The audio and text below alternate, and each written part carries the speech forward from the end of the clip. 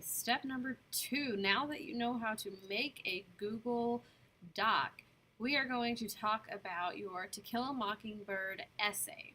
So to begin with, let's actually go back, take a look at what your essay is talking about. So just to review, if you missed class for any reason, this area is what you're writing about. So basically you're writing about a character in the book who teaches a lesson and what that lesson is. And we're going to back up what you say using quotes from the text that support what you're saying the lesson they teach is.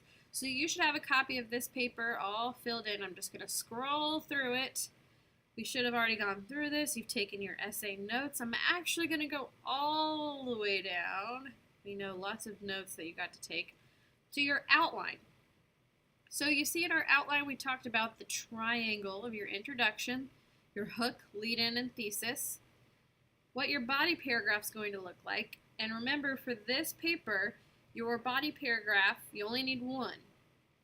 And then your conclusion is that inverted or upside down triangle that starts by restating or rephrasing your thesis, having a lead out, and then a grand finale sentence to really wow your reader. So looking at all of this, you might be thinking, holy moly, that's a lot to think about.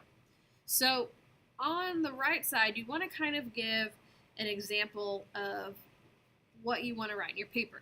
Obviously, this can change as we go through and rewrite and revise. But so, for instance, maybe I want my hook to be a shocking statistic or a setting the scene. So a small town in Macomb, I could say like a small town has a few people, but it can teach many lessons. And then my reader's going to wonder, what are we even talking about? That's obviously a very lame hook, but get the idea. So what does this look like once you've done your outline? You've kind of figured out all of your sentences, what you generally want. What does this look like in a Google Doc?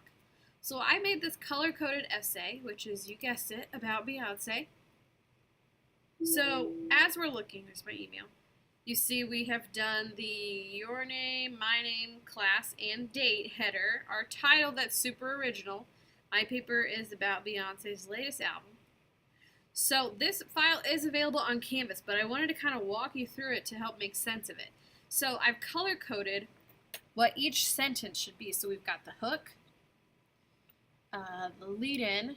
I'm going to kind of transition you, introduce you. You're kind of a tour guide for your reader, so tell them everything they need to know. Assume that they know absolutely nothing about what you're talking about. Then the thesis. This answers the question, what is your essay about? And then we're going to transition, and I want you to see in our transition that I'm going to be using common words. So we see the word powerful. I'm going to underline and make it bold over and over to kind of link thoughts. You guys should know how to do transitions, but if not, that's just kind of a reminder of how to do it. Then we set the scene. What does it look like? Tell me what's going on in the scene before you introduce the text evidence.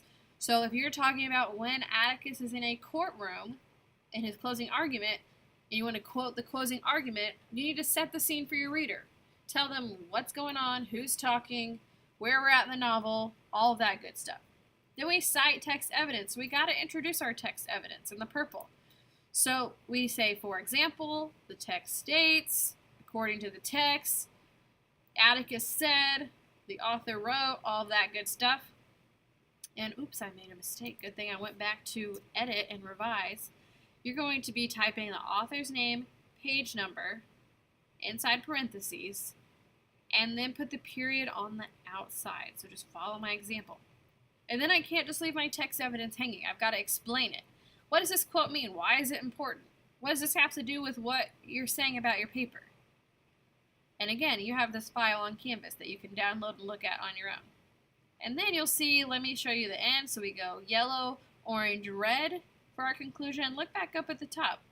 We went red, orange, yellow. So I made those similar colors on purpose to show you what we're doing is similar. So we're restating the thesis in the yellow, gold, whatever. Instead of a lead in, this time we're doing a lead out. That's still in orange. And then our grand finale is in red. So that should be, whoa, your reader reads that final sentence and they're blown away. They get exactly what you're saying, and you're leaving them to go off in the world and be like, holy cow, I'm still thinking about that awesome To Kill a Mockingbird essay. So this I just wanted to give you an overview of, and clearly I'm enjoying making these videos. But I just wanted to give you an overview of what that document is instead of just plopping it into Canvas and assuming that you knew what you were doing. So take a look at that, download it, view it. I've got some paper copies as well. And I just am a visual learner, so I hope this helps you understand what we're looking for in your essay layout.